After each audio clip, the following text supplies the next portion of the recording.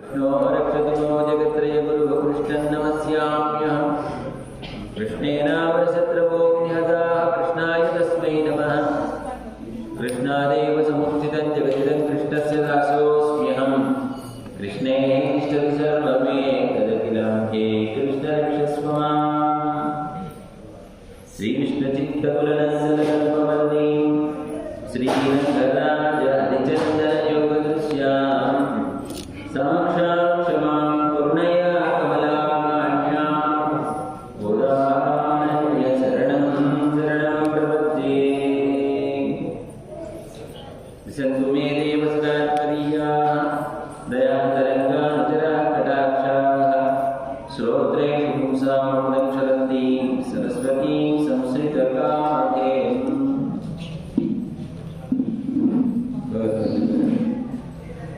ఈవేళ తిరుపతి జీవితంలో 24వ రోజుకి మనం చేరుకున్నాం. 24వ ఆసనాన్ని మనం రోజుకుంటున్నాం. ఈవేళ మనం పద్నాలుగుకి మంగళాశాసనం చేయబోతున్నాం. నిన్నటి రోజున మారమయ మండలి అన్ని కిడంజలకు సిరియసింహం అడివిద్దుతీ విత్తు వేమైపోగ విపాడు పేరుందని మూడు నిమిడందు ముడంగి పురపట్టు అని అంటూ 100వ స్వామి ప్రార్థన చేసింది కృష్ణ పరమాత్మని. ఏమని? వానాకాలం ముగిసిన తర్వాత ఏ విధంగా అయితే సింహం లేచి తన గుడి నుంచి బయటికి వస్తూ ఒక్కసారి గర్జించి బయటికి ఎలా అయితే వస్తుందో అడవి సీరియస్ సింహం అని అంటున్నారు. శౌర్య పరాక్రమాలు కలిగినటువంటి ఆ సింహం ఏ విధంగా అయితే గుడి నుంచి బయటికి వస్తుందో ఆ విధంగా నువ్వు కూడా ఈ సేనా గారి నుంచి రావాలయ్యా అని చెప్పేసి ప్రార్థన చేస్తారు. నేను స్వామి చెప్తారు, సీరియస్ సింహం అంటున్నారే, మరి నన్ను ఏ సింహ రూపంలో రమ్మంటారు అని అడిగారు. నరసింహ రూపంలో రమ్మంటారా, లేదు రాఘవ సింహ రూపంలో రమ్మంటారా అని అడిగారు. అంటే నరసింహస్వామి గారు రమ్మంటావా, లేకపోతే రామచంద్రమూర్తిలాగా రమ్మంటావా అని అడిగారు. అడిగితే స్వామి ఆ హిరణ్యకశిపుడు లాంటి వాళ్ళే కాదయ్యా, నేను ఆ రావణాసుడు లాంటి వాళ్ళే కాదయ్యా, వాళ్ళకంటే అహంకారం ఉంది కాబట్టి ఆ వాళ్ళని దొంగలేదు కాబట్టి వాళ్ళను లొంగించుకొని నీ యొక్క బాణాలతో నీ యొక్క ముష్టిఘాతాలతో లొంగించుకొని నీ యొక్క పాదాల దగ్గరికి చేర్చుకున్నావు. మేము అలాంటి వాళ్ళే కాదయ్యా, అనన్య గతికలమై నీ దగ్గరికి వచ్చాము, నువ్వే రక్షకుడివి, నువ్వే మమ్మల్ని రక్షించాలనేటువంటి భావనతో వచ్చాను కాబట్టి నువ్వు అలా సింహరూపంలో వస్తానంటే మేము తట్టుకునేటువంటి శక్తి మాకు లేదయ్యా, యశోదా బాలసింహంలాగా రా అని కోరుకుందాను కదా. యశోదా బాలసింహం అంటే ఎవరండి? కృష్ణుడిలాగా మాతో సమానంగా ఈ భూమి మీద పుట్టి మాతో ఉండి మమ్మల్ని ఉద్ధరించడానికి ఇచ్చేసినట్టు కృష్ణుడిలాగా నువ్వు లోపల నుంచి నీ యొక్క నడక సౌందర్యాన్ని మాకు చూపిస్తూ వచ్చి ఆ సింహాసనం మీద కూర్చోవయ్యా. నువ్వు నడుస్తూ ఉంటే ఆ రోజు రామచంద్రమూర్తికి ఏ విధంగా 4 రకాలైనటువంటి నడక గతులు ఉన్నాయో అని అంటారు. రామచంద్రమూర్తిని ఆయన ఉండేటువంటి 4 అదే చెప్పాయి కదండి, గజ సింహ శార్దుల వృషభాల్లాగా నడిచిస్తారట రాముడు. అందుకని ఆయన ఏమంటారట పెరుమాళ్ అని పిలుస్తారు. అయితే శ్రీరంగంలో వేచేసి ఉండేటువంటి రంగనాథ స్వామికి పెరియ పెరుమాళ్ అని పేరు, అంటే పెద్ద పెరుమాళ్. ఆయన 5 గతులు కలిగినటువంటి వాడు. అంటే ఈ 4 గతులతో పాటుగా ఉత్సవం అయిపోయిన తర్వాత మళ్ళీ తిరిగి తన యొక్క లోపలికి వెళ్ళాలి కనుక వెళ్ళేటప్పుడు సర్పగతులు, ఒక పాము ఏ విధంగా అయితే లోపల పెడుతుందో ఆ విధంగా వెళ్తాడట రంగనాథ స్వామి ఉత్సవం అయిన తర్వాత. కాబట్టి అలా నువ్వు నడిచి వచ్చి సింహాసనం కూర్చోవయ్యా అని చెప్పారు. పాపం స్వామి ఆశ్రిత వాత్సల్యం కలిగినటువంటి వాడు కదండి. చెప్పిన వాడు తనని ఆశ్రయించినటువంటి వాడి చేతిలో ఆయన కీలు బొమ్మ అయిపోతారు. మన మీద వాత్సల్యం చూపించడానికి కదా అక్కడి నుంచి వచ్చాడు. ఆయన వచ్చాడు, నడిచి వచ్చి ఆ సింహాసనం మీద కూర్చున్నట్ట. ఇక్కడ ఒక మాట చెప్తారు, భగవద్గీతలో అర్జునుడు కురు సంగ్రామం ప్రారంభమవుతుంది. అంటే పాండవుల కౌరవుల యుద్ధం మొదలైన ముందు అర్జునుడు ఎడిగంట కృష్ణ పరమాత్మని. ఎవరడిగంట? ఉభయోర్ మధ్య రథం స్థాపయ. కృష్ణ, ఉభయ సేనల మధ్య ఈ రథాన్ని తీసుకొని నిలుపవయా అని చెప్పేసి అడిగంట. అడగటం కాదు, ఆదేశించాట అర్జునుడు. అంటే ఆ అర్జునుడు చెప్పినటువంటి మాటని తన ఆశ్రితులైనటువంటి వాడు అర్జునుడు చెప్పినటువంటి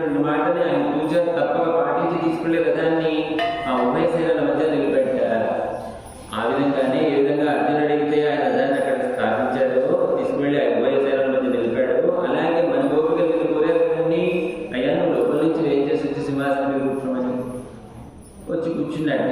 ఆ నడక సౌందర్యాన్ని ఆనందంగా అనుభవించారు. అయితే అమ్మ నీలమ్మ ఎక్కడి దాకా వచ్చింది అంటే ఆ ద్వారం దాకా వచ్చింది స్వామితో కలిసి. ఆయన వచ్చి సింహాసనం మీద కూర్చుందని ఈయన కూడా వెళ్ళి సింహాసనంలో స్వామి పక్కన కూర్చుంది. అంతే కదా. ఆశ్రయించేటువంటి దశలో అమ్మ మనతో పాటు ఉంటుంది. మనం ఆశ్రయణ అయిన తర్వాత పరమాత్మ యొక్క కటాక్షం మనకు కలిగిన తర్వాత అమ్మ వెళ్ళి స్వామి దగ్గర చేరుకుంటుంది అనమాట. కాబట్టి వాళ్ళిద్దరినీ కలిపి మనం సేవించాలి. అమ్మ కూడా వచ్చి సింహాసనం మీద కూర్చుంది. ఆయన చాలా విలాసంగా కూర్చుంటే 8 కోళ్ళు కలిగినటువంటి సింహాసనం చెప్పాడు కదా మనం. ఆ కాలు ఒకటి కింద పాదపీఠం మీద పెట్టాడు, ఒక కాలు పైకి మడిచాడు.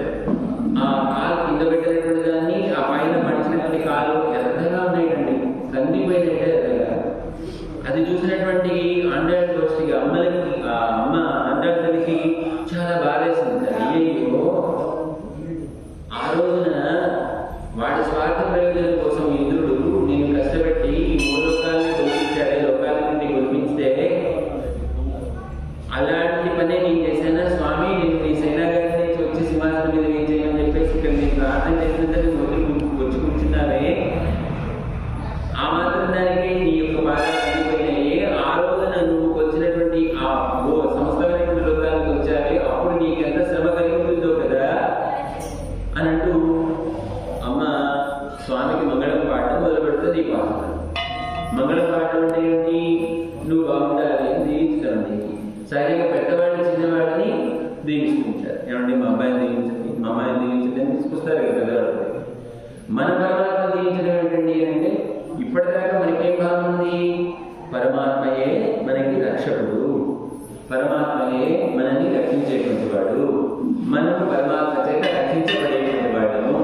మనం స్వతంత్రులం కాదు, ఆయన సర్వస్వతంత్రుడు, ఆయన సమస్తమైనటువంటి శక్తి కలిగినటువంటి వాడు, మనకు అల్పమైనటువంటి శక్తి కలిగినటువంటి వాడు. ఇది జ్ఞానం. ఈ జ్ఞానాన్ని పొందాం ఇప్పటిదాకా. జ్ఞానాన్ని పొందిన తర్వాత ఆయన యొక్క వైభవాన్ని చూసిన తర్వాత ఆ స్వామి యొక్క దివ్యమైనటువంటి సౌకర్యమైనటువంటి ఆ సౌందర్యాన్ని చూసిన తర్వాత ఆయన కాళ్ళకి కలిగినటువంటి జ్ఞానాన్ని చూసిన తర్వాత, పాదాలకు కలిగినటువంటి జ్ఞానాన్ని చూసిన తర్వాత ఏమైపోయింది?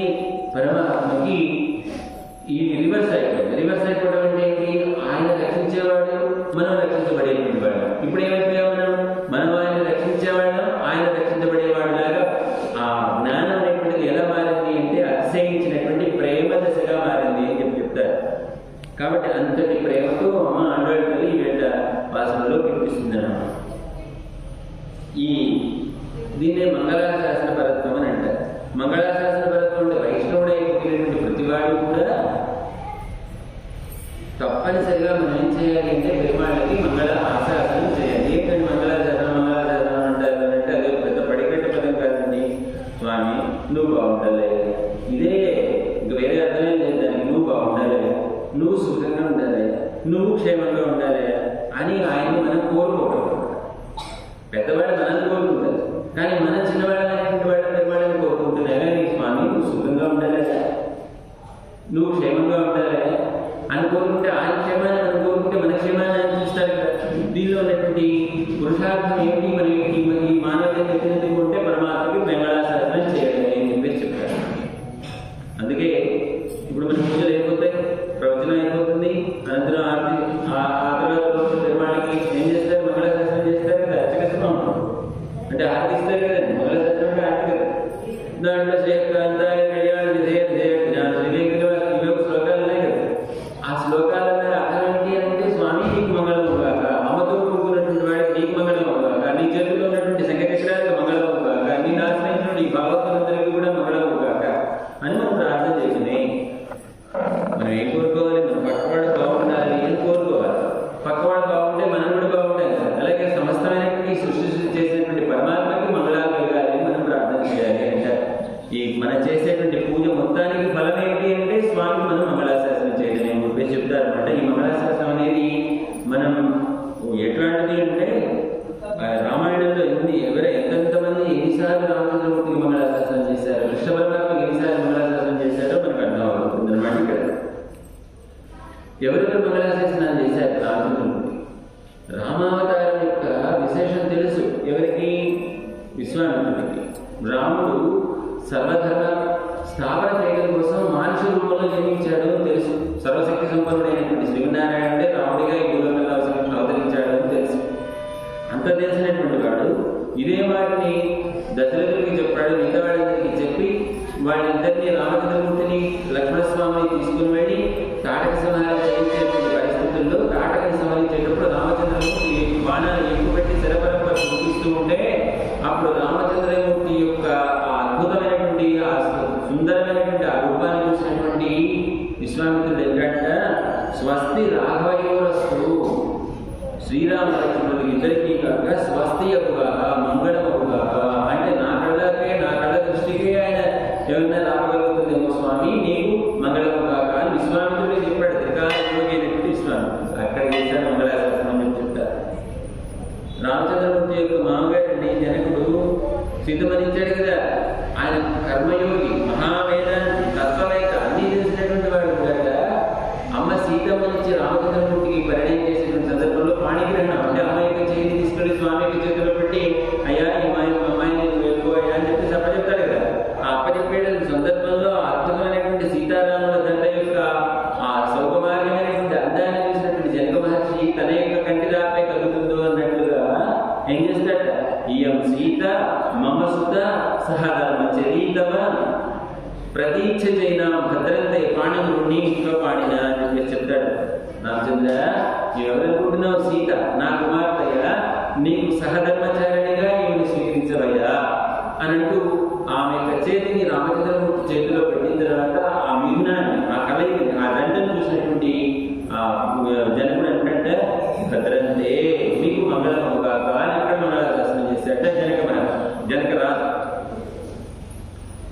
సరే, విశ్వామిత్రుడు జనకుడు అంటే వీడికి అక్కడ జ్ఞానం కలిగినట్టు. రామచంద్రమూర్తి యొక్క తండ్రి ఎవరండి, దశరథుడు. ఆ దశరథుడు సీతా కళ్యాణం ఏంటి అంటే రామచంద్రమూర్తి సీతకి పెళ్లి అయిన తర్వాత వాళ్ళు బయలుదేరి వస్తున్నారు. మీద నుంచి ఎక్కడికి వస్తున్నారు, అయోధ్యకు వస్తున్నారు. ఆ వచ్చేటువంటి సందర్భంలో పరశురాముడు అవతార పరిసరానికి పూర్తవుతుంది. పరశురామ అవతారం పూర్తవుతుంది. ఆ వచ్చేటువంటి క్రమంలో పరశురాముడు రామచంద్రమూర్తిని దర్శించుకుందామని వస్తున్నాడు. పరశురాముడు అంటే తెలుసు కదండి, భూమండలాన్ని మొత్తాన్ని 21 సార్లు ప్రదక్షిణం చేసి రాజు అని తలకాయ ఎగరేసినటువంటి ప్రతివాడి తలకాయని తీసేసి అవతల పారేసినటువంటి వాడు పరశురాముడు. రామచంద్రమూర్తి కూడా రాజే కదా, దశరథుడు కూడా రాజే కదా. పరశురాముడికి భయపడి దశరథుడు చీర పెట్టుకుని ఆడవాళ్ళ చేతి కూర్చున్నట్టు ఎక్కడ బయటకు నుంచి తలకాయ తినిపిస్తాడు అన్నట్టుగా దశరథుడు. అలాంటిది వీడు బయలుదేరిన తర్వాత పరశురాముడు వస్తున్నాడు అని తెలిసిన తర్వాత మూర్చిపోయేటువంటి దశరథుడు. ఆ తర్వాత వచ్చాడు రామచంద్రమూర్తి, ఆ విశ్వజాపాన్ని ఇచ్చాడు. తర్వాత అవతార పరిసమాప్తి జరిగే సమయంలో ఆయన వెళ్ళిపోయాడు. వెళ్ళిన తర్వాత పరశురాముడు వెళ్ళిపోయాడు అని తెలిసిన తర్వాత అప్పుడు దశరథుడు తెచ్చి అమ్మాయ నేను బతికాను, నా కొడుకు కూడా బతికాడు అని చెప్పేసి మంగళాన్ని కోరుకున్నట్ట దశరథుడు మహారాజు అని చెప్పి చెప్తారు అన్నమాట. అంతెందుకండి, రామచంద్రమూర్తిని పెళ్లి చేసుకున్నటువంటి సీతమ్మ కూడా శ్రీరామచంద్రుడికి ఏం చేసింది, మంగళాశాసనం చేసింది. ఆయన శక్తి తెలియదా, ఆయన యుక్తి తెలియదా, తెలిసినప్పటికీ కూడా దశరథుడు సీతమ్మ కైకేయి ఇంట్లో ఉన్నాడు. రామచంద్రమూర్తిని తన ఇంటికి పిలిపించుకోవాలి. సుమంత్రుడిని పంపించాడు. సుమంత్ర వెళ్ళి రామచంద్రమూర్తిని తీసుకురా అని చెప్పి తెస్తే ఈయన వెళ్ళాడు. సుమంత్రుడు రామచంద్రమూర్తిని తీసుకుని వస్తూ ఉంటే రామచంద్రమూర్తితో ఎక్కడి దాకా వచ్చింది జానా, ఆ ద్వారం దాకా వచ్చి ఏముంటుంది, ఆ ద్వారం మంగోపరాజ మంగళాన్ని అనమాట. అంటే మంగళాలని ఆశించి అనుసరించి వచ్చింది అని చెప్తారు. అంటే అలా వెళుతున్నటువంటి ఆ రామచంద్రమూర్తికి మంగళము కలుగుగాక, తూర్పు దిక్కును కాచేటువంటి ఇంద్రుడు మంగళము కలిగించుగాక, ఆ ఉన్నటువంటి ఆ దేవతలందరూ ఉన్నారు కదా, వాళ్ళందరూ కూడా రామచంద్రమూర్తికి ఆ రక్షణగా నిలబడి రామచంద్రమూర్తికి మంగళం కలిగించుగాక అని చెప్పేసి సీతే రామచంద్రమూర్తికి ఏం చేసిందండి, మంగళాశాసనం చేసింది కదా. మరి కన్న తల్లి అయినటువంటి అసూయ మంగళాశాసనం చేయడంలో గొప్ప ఉంది అని చెప్పి చెప్తారన్నమాట. ఇక జితేంద్రుడే అంటే ఈ వాటిని అంటారు ఇంద్రియాలకి కూడా జయించినటువంటి వాళ్ళైనటువంటి మునులు, ఋషులు వీళ్ళందరూ కూడా బాగా దండకారణ్యంలో స్వామి యొక్క ఆ దివ్యమైనటువంటి సౌందర్యాన్ని చూసి ఏమంటారంట, స్వామి మంగళాన్ని ప్రయోజనాన్ని, ఆయనకి మంగళం కాక అని చెప్పేసి కీర్తించారట అని అంటున్నారు. ఆంజనేయ స్వామి కూడా శ్రీరామచంద్రమూర్తిని మొట్టమొదటిగా చూశారండి. ఎక్కడ విష్ణువు మీద చేతులు ఎందుకు వస్తున్నటువంటి సందర్భంలో ఆ చూసినటువంటి రామచంద్రమూర్తి యొక్క వైభవాన్ని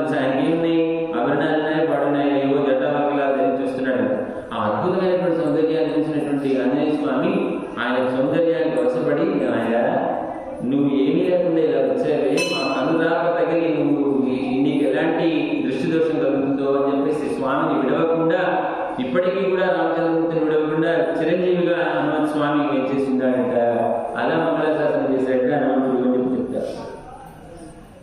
జటాయు రామచంద్రమూర్తి వస్తున్నాడు, సీతమ్మ యొక్క జాడ చెప్పాలి, తన శరీరం క్షీణించిపోతుంది, ఇక కొద్ది సెకండ్లలో చనిపోతాడు. ఆ వచ్చినటువంటి రామచంద్రమూర్తిని చూసి ఆయుష్మాన్, నువ్వు ఆయుష్మంతుడు కా రామచంద్ర అని జటాయువు కూడా మంగళాశాసనం చేసింది. ఒక పక్షి, ఒక వానరుడు, ఒక తండ్రి, ఒక భార్య, ఎంతమంది మంగళాశాసనాలు చేశారు రామచంద్రమూర్తికి అని అంటారు. అంతెందుకు ఆళ్వార్లలో పెరియాళ్వారు పెరిగినటువంటి మన అమ్మ మన గోదమ్మ యొక్క తండ్రి గారు అయినటువంటి విష్ణుచిత్తులు ఉన్నాయి. பெரியாழ்வார் மங்கள சாசனத்தில் மத்துள் ஆழ்வார்கள் தங்கள் ஆழ்வார்களுடன் பொங்கும் வருவாரே வெளிப்புத்தூர் పట్టణపిరామితాన్ పెరియాళ్వార్ ఎన్నుం పేరు అంటే సీఎంపతి అయినటువంటి ఆ స్వామికి మంగళాలు కలగాలి అని ఆశించినటువంటి ఆళ్వార్లు కొంతమంది ఉన్నప్పటికీ కూడా ఆ వాళ్ళల్లో ఈ ఒక్కడే పొంగి పొరలేటువంటి భగవత్ అనుభవాన్ని పాటల రూపంలో ఆయన మంగళాశాసన రూపంలో అలాంటి అలాంటి పదాయిరత్తాడు పదకోడి ఉడాయం అలాంటి స్వామి నీకు వేల సంవత్సరాలు, వందల వేల సంవత్సరాలు, వేల వేల సంవత్సరాలు నీకు మంగళముగా. ఆల్వేరే మీరు ఎందుకండి అని బాధపడతారు, చూడండి నా భుజబలం చూడండి, నా భుజాలున్నాయి కదా, నన్ను నేను రక్షించుకోగలనండి అంటే మన నాడు తిన్నవాడు పడిపడినా అన్నట్టు ఆయన భుజాలకు మంగళాశాసనం చేశారు. ఎందుకండి అంత బాధపడతారు, నా చేతుల్లో ఏమున్నాయి, శంఖ విగ్రహాలు ఉన్నాయి కదా, వాటిని చూసి వాటికి మంగళం పాట మొదలుపెట్టాట. నాకు తోడుగా అమ్మ నా ఉదయంలో ఉంది కదా, ఆమె నాకు ధైర్యం చెప్తుంది, నాకే ఇబ్బంది లేదు, నాకు మంగళం కలుగుతుందనండి. అమ్మ కూడా మంగళం పాడటం మొదలుపెట్టాట. మొత్తం కింద నుంచి పైదాకా పెరియాళ్వారు మంగళం పాడేశారట ఆ వచ్చినటువంటి స్వామికి. అలా చెప్తారు.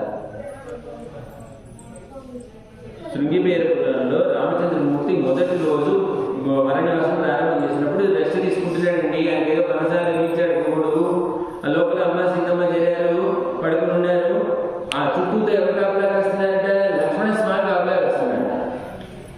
లక్ష్మణస్వామి మీద నమ్మకం లేదు గుహుడికి. ఎందుకు?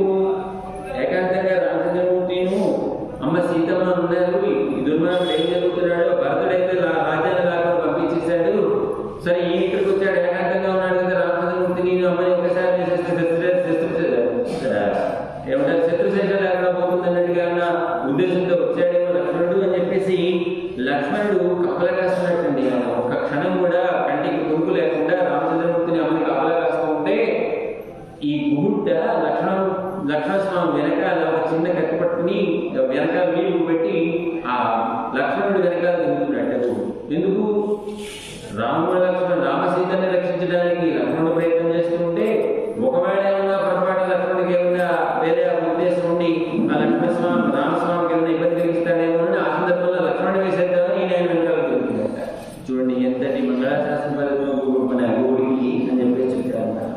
ఇది కృష్ణావతారం తీసుకుంటే దేవకి వస్తే ఇద్దరు కూడా ఏం చేశారండి, పుట్టినటువంటి వాడు చతుర్బుద్ధుడే స్వామి సాక్షాత్తు ఆ శ్రీమన్నారాయణుడే కృష్ణుడిగా అవతరించినప్పుడు జాతోసి దేవదేవేశ అని చెప్పేసి ప్రార్థన చేసి ఉపసంహర విశ్వాత్మని కూడా ప్రార్థన చేశారు. స్వామి నువ్వు వచ్చినటువంటి వాడు పరాయణ ఆ రామచంద్రమూర్తి శ్రీమన్నారాయణుడే మాకు అర్థమవుతుందయ్యా, రెండు శంఖ చక్రాలు ధరించాడు, ఆ రెండు భుజాలని నువ్వు ఉపసంహరించే ప్రార్థన చేసి మంగళాశాసనం చేశాక దేవకి వసుదేవుడు అని అంటున్నాడు. అంతెందుకండి ఈ గోపికలందరూ కూడా వెళ్ళే వాళ్ళ దగ్గర ఏం చెప్పేవాడు కదా, ఏం చేసేవాడు ప్రతిరోజు ఏమయ్యా, ఏమమ్మా మీ కృష్ణుడు అట్లాంటి వాడు, మీ కృష్ణుడు ఇట్లాంటి వాడు, మా ఇంట్లో పెరుగు తిన్నాడు, మా ఇంట్లో వెన తిన్నాడు, మా ఇంట్లో పాలు తాగాడు, ఆ కుండలని తాగితే తాగాడు, ఆ కుండలని బాగా కొట్టేశాడు, ఏంటి మీ వాడి సంగతి ఏంటి అని చెప్పేసి రోజు తప్పులు చెప్పేటువంటి వాళ్ళు కూడా అంటారట క్షయే క్షయే సర్వదైవ నవనీతం కృష్ణం కృష్ణం ప్రీతి అని అంటారు. వాళ్ళకి తినేశాడని బాగా చెప్తారు, అధికంగా తినేస్తున్నాడే, ఆ తినడం వల్ల స్వామికి ఎక్కడ అభివృద్ధి చేసి ఏ విధంగా ఇబ్బంది పడతాడో అన్నట్టుగా ఏమని ప్రార్థన చేస్తుంటారంటే మా కృష్ణుడు తిన్న వెన్న జీర్ణం జీర్ణం, మా కృష్ణుడు తిన్నటువంటి తాగిన పాలు జీర్ణం జీర్ణం, మా కృష్ణుడు తిన్న పెరుగు జీర్ణం జీర్ణం అంటూ మంగళాశాసనం చేస్తారండి. ఆ గోపికలందరూ అంతరి వైభవంగా ఉంది అని చెప్పేసి చెప్తారు. ధనుర్దాస్ అనే మహాభక్తుడు వాడు శ్రీరంగ నాలుగు పొరపాటు బయలుదేరితే ఆ పొరపాటును చూస్తుంటా ఒక చిన్న చురకట్టు లాంటిది గుండెకి ఎదురుగా పెట్టుకొని ఆయన ఎదురుగా నడుస్తూ ఉండేవాడు. ఎందుకు వాళ్ళ కట్టుపట్టుకు ఈ జరిగేటువంటి పొరపాటు అంటే ఉత్సవంలో ఏదైనా అమంగళం జరిగి మన రంగనాథ స్వామికి ఏమన్నా అయితే నేను భరించలేదు కనుక ఆ బాధ నుంచి తట్టుకోవడం కోసం నేను కూడా నీ ప్రాణాలు విడిస్తాను అని చెప్పేసి దుర్గతిని పెట్టుకొని తను కూడా ఆ ఉత్సవంలో పాల్గొనేవాడు. అంతటి మంగళాశాసనం కలిగినటువంటి వాడు ధనుర్గాడు అని చెప్పేసి చెప్తారు. నిజంగా చెప్పుకుంటూ పోతే ఏమి ఉన్నాయో మంగళాశాసనాలు. ఈ గోపికలందరూ కూడా ఆ స్వామి యొక్క పాదాలను చూసి దగ్గరికి చేరారండి, ఆయన పాదాలను పట్టుకున్నారండి. నడంతకాలం ఉందో నాయన నడిచి వచ్చినటువంటి నీ పాదము ఎంత శ్రమ చెందిందయ్యా అని ముందు పెట్టుకుంటున్నారట, నెత్తిన పెట్టుకుంటున్నారట, హృదయం పెట్టుకుంటున్నారట. అంత ఆనందపడిపోతున్నారట స్వామి యొక్క పాదాన్ని చూసినటువంటి వాడు. అలాంటి స్వామి యొక్క వైభవాన్ని ఇవాళ అమ్మకి ఇవాళ మంగళాశాసనం చేస్తుంది. మన ఈ పాత్రలో మరి ఒక పావుగంట ఉంది, మీరు ఏమనుకోకుండా ఒక 5 నిమిషాలు పట్టచ్చు, శ్రమ పడకండి. తర్వాత మనం మంగళాశాసనం చేసుకుంటూ ప్రయత్నించాలి. తొందరగా ముగించే పనే చేస్తాను. ఒకసారి మనందరం కూడా అమ్మ పాడినటువంటి పాటని ఆ పాసలను మనం పాడతాం. ఆండాండి திருவடிகளே சரணம் அன்னை வலகவளந்தாய் போத்தி சன்னங்கந்திலிங்கை செத்தாய் திரள் போத்தி பொன்னு செடமைத்தாய் வள் போத்தி கண்ணுடாய் எரிந்தாய் கடல் போத்தி ஒன்று குடையாய் எடுத்தாய் குணம் போத்தி என்று மகைகளின் கைவேல் போத்தி என்ன செய்வமே திப்பறை கொள்வான் இந்தியாம் கொண்டோ இலங்கை வருவாய். ஆண்டாள் திருப்படிகளே శరణం. మనకి రుచులు ఎన్ని ఉంటాయి? 6 రుచులు కదండి. తీపి, ఉప్పు, పులుపు, కారం, ఇవే ఉంటాయి. మొత్తం 6. అంటే ఈ భాషలలో 6 రుచుల్ని మనకి ఇక్కడ చూపిస్తుంది అని అంటారు. అంటే పరమాత్మ యొక్క 6 రకాలైన గుణాన్ని మనకి ఇక్కడ ఈ భాషలలో కీర్తిస్తుంది అని చెప్పి చెప్తారు. మొట్టమొదటి ఏమంటున్నారంటే ఇక్కడ అన్వయ వెలగబడిందాడి పోతి. ఆనాడు బలిచక్రవర్తి దగ్గర నుంచి దానం తీసుకొని ఈ ముల్లోకాలని ఆ లోకాల నుండి వచ్చినటువంటి స్వామి నీ యొక్క పాదాలకి మంగళము. పోతి. ఆ దక్షిణ దగ్గర ఉన్నటువంటి ఆ లంకకు వెళ్ళి ఆ రావణాసురుని చంపి సీతమ్మని కాపాడినటువంటి నీ యొక్క ఆ భుజ బలానికి మంగళమయ్య.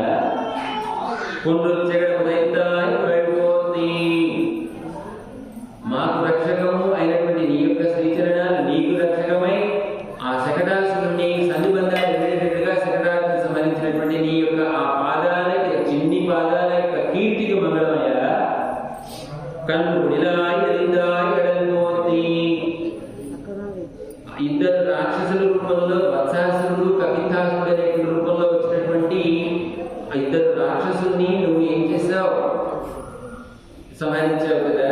ఆ సంహరించడానికి నీకు సహకరించినటువంటి నీ పాద యుగలి చూసావా? ఆ పాద యుగలికి మంగళమయ.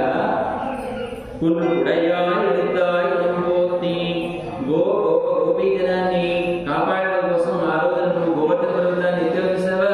ఆ ఎత్తినటువంటి నీ యొక్క ఆ గుణం ఏమిటా? ఆ గుణం నీలో ఉన్నటువంటి గుణం ఆ సౌశీల్యం అనేటువంటి గుణం, లేకపోతే ఆశ్రిత వాత్సల్యం అనేటువంటి గుణం, క్షమ అనేటువంటి గుణంకి పోతి మంగళాశాసనమయ్య అని అంటుంది. వెన్నుగా ఎడికెళ్ళి పోతి. ఈ పైన చెప్పినవన్నీ మా కృష్ణుడు చేశాడు అనుకుంటున్నారా? కాదు. మళ్ళీ కృష్ణుడు చేశాడంటే కృష్ణుడు యొక్క బలానికి పాదానికి ఎక్కడ కలుగుతుందో అన్నట్టుగా ఇవన్నీ మా కృష్ణుడు కాదండి చేసింది, మా కృష్ణుడి చేతిలో ఉండేటువంటి వేలాయుధం చేసిందండి అన్నట్టు వేలాయుధానికి మంగళం పాడారంట మన అమ్మ ఈ దీంట్లో. ఎందుకు సేవమే ఎట్టి కుறை కొள்వాన్ ఇంద్రియామందు మీరెందు అయ్యా. ఈ విధంగా నీ యొక్క వీరతీర్థులన్నింటినీ కూడా కీర్తించి పాడి పరైనటువంటి ఆ సాధనాన్ని మేమంతా కూడా పొందదలుచుకున్నాము స్వామి. కాబట్టి మేము వచ్చినటువంటి విషయాన్ని నువ్వు గ్రహించి మాకు ఇరవై అని అంటున్నారు. గ్రహించి అనుగ్రహించాల్సింది అని చెప్పేసి ప్రార్థన చేస్తున్నారు. కొంచెం లోపలికి పెడితే అన్ను యువలగా అడందాయడిపోతుంది.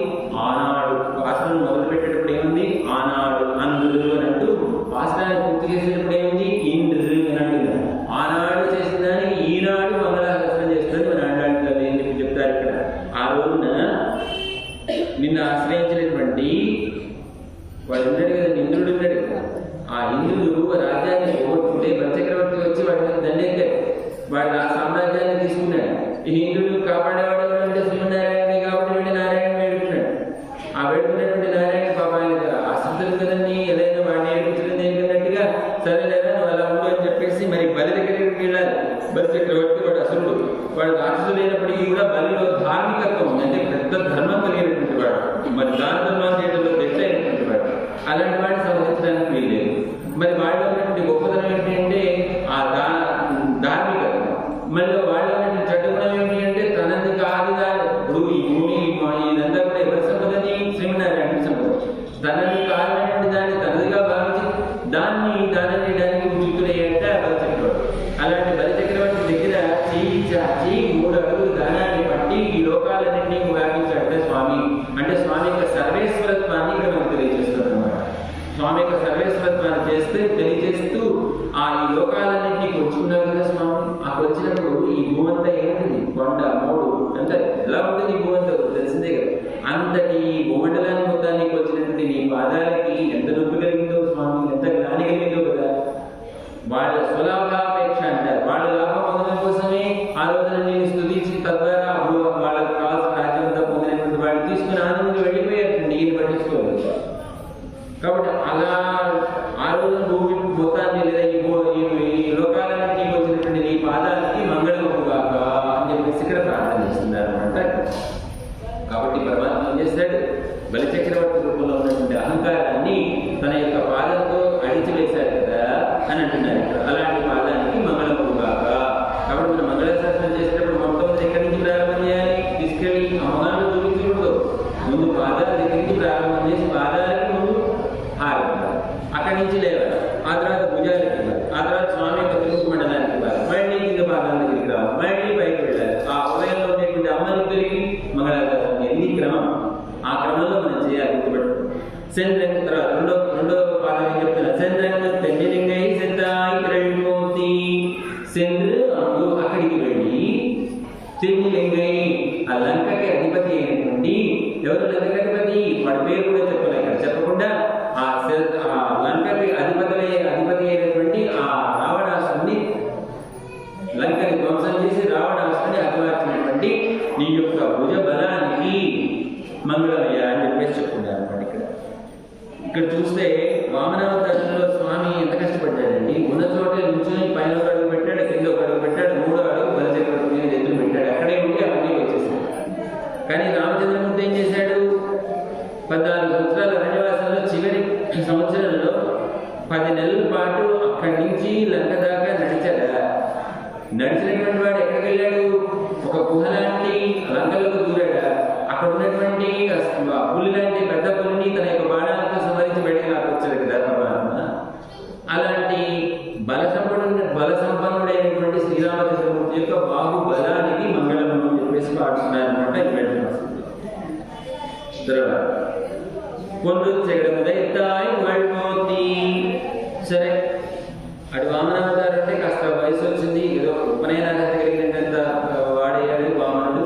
రామచంద్రమూర్తి కూడా రాక్షసులను చంపేటువంటి స్థాయి అంటే సుమారుగా ఒక 5 సంవత్సరాల వయసుకు వెళ్ళి అలా రావణాసురుడు చంపాడు. ఈయన బలి చక్రవర్తి యొక్క అహంకారాన్ని నడిచాడు కదండి.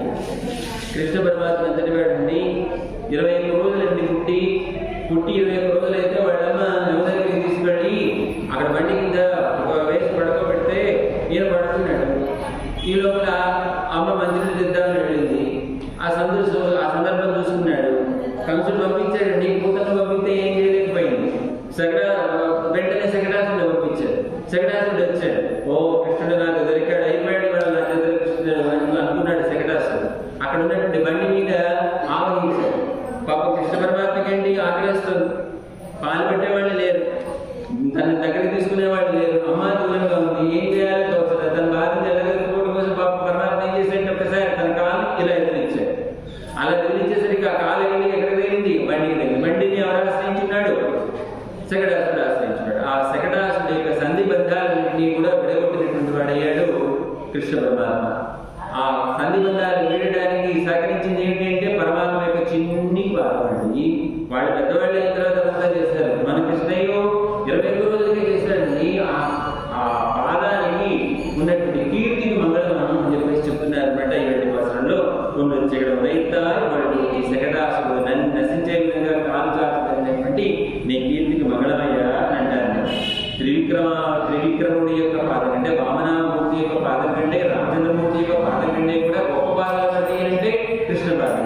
అది ఆయన్ని రక్షించుకుంది, ఆయనతో పాటుగా మనందరినీ కూడా రక్షించుకుంది కదా అని అంటారు అన్నమాట.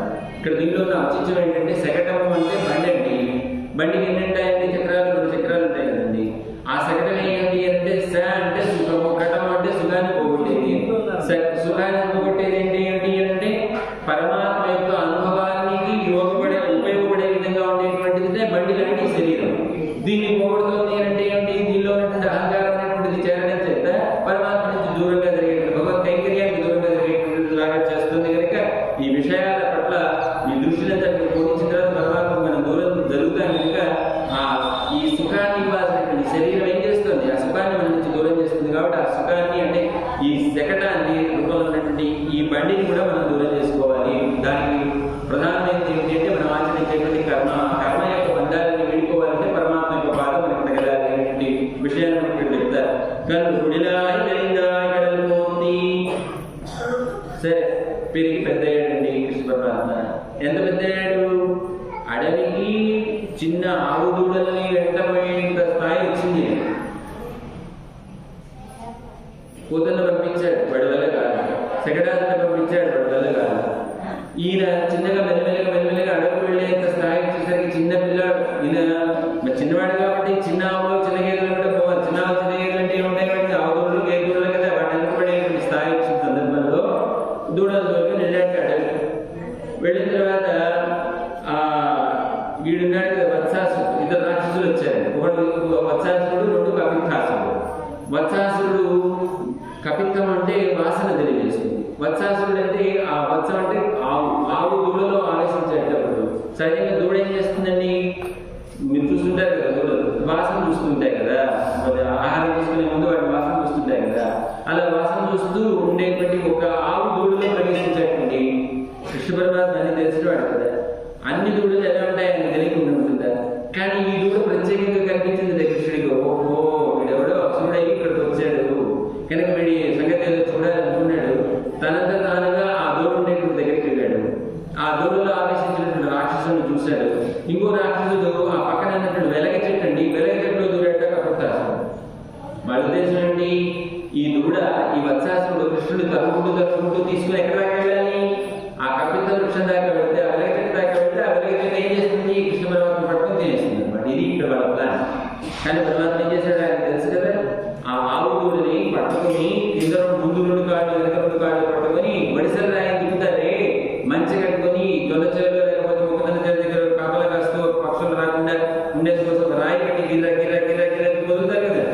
అలాగా ఈ 2 కాళ్ళ కాళ్ళను కూడికగా ముందుకేసుకుని ఈ ఆవు దూడ గిరా తిప్పి ఇదేం కేసు కొట్టేట, వెలగ మీద కేసు కొట్టేటండి.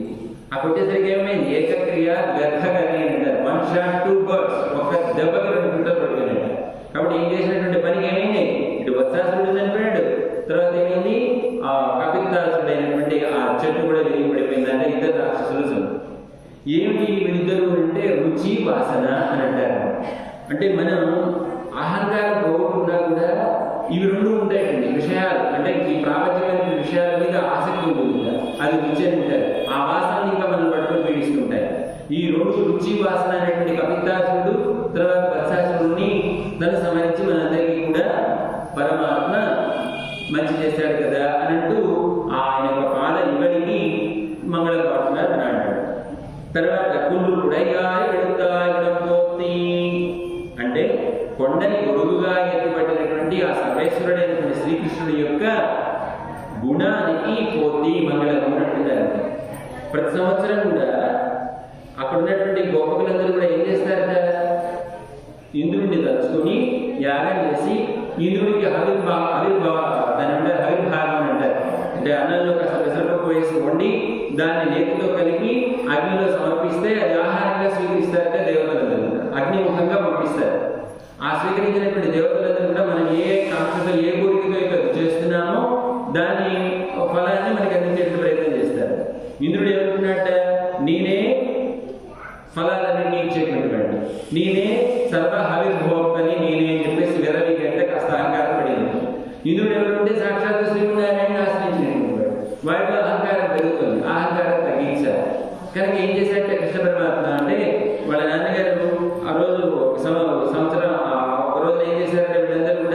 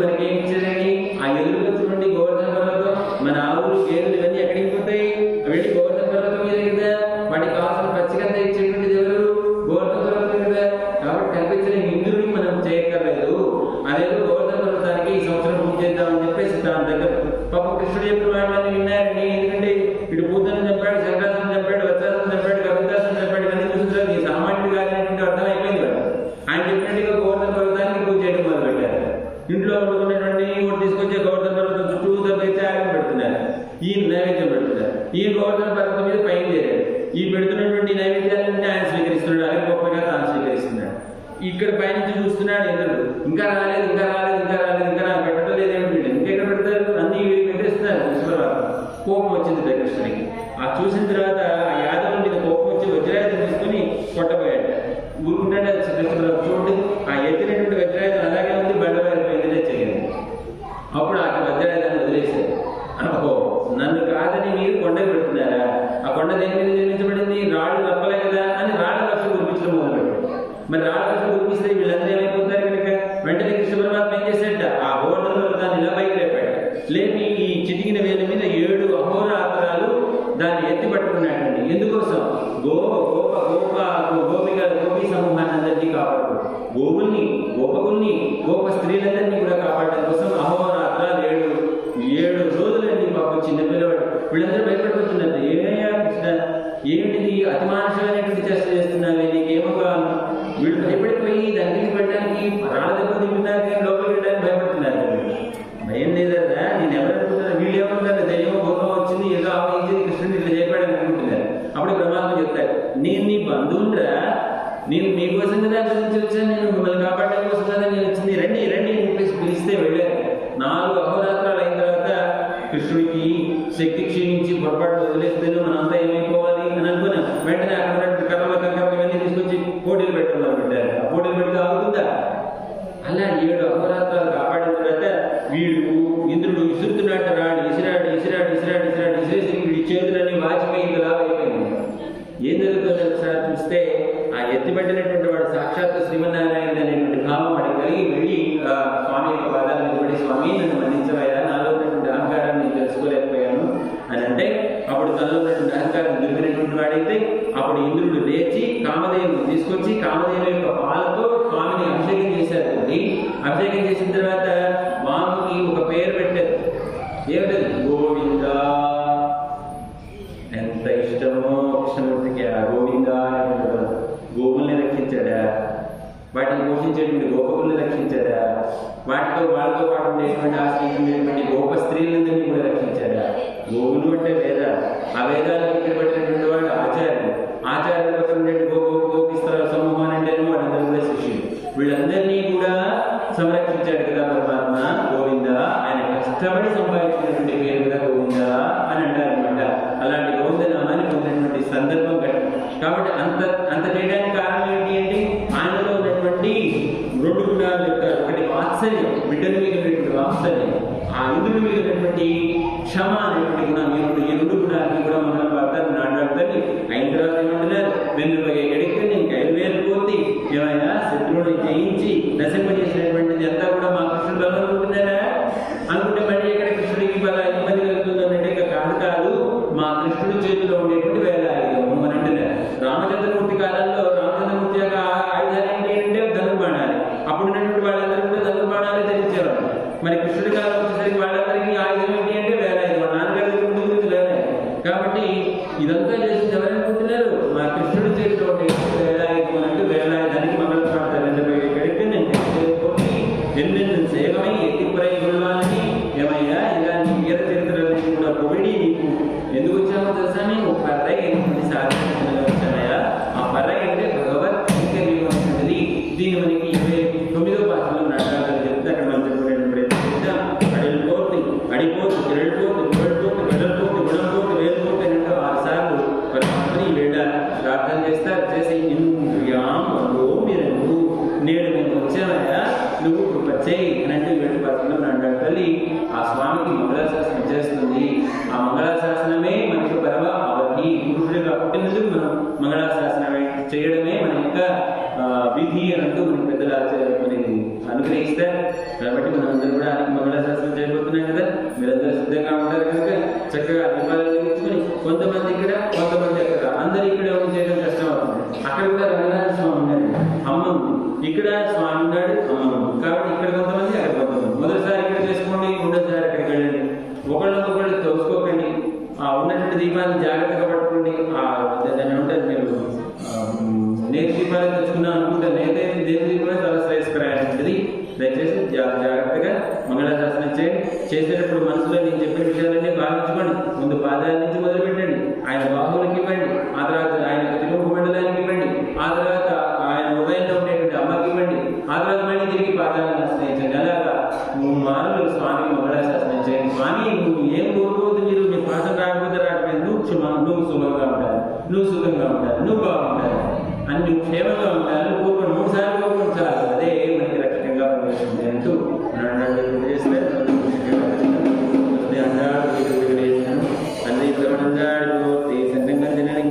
జాగ్రత్త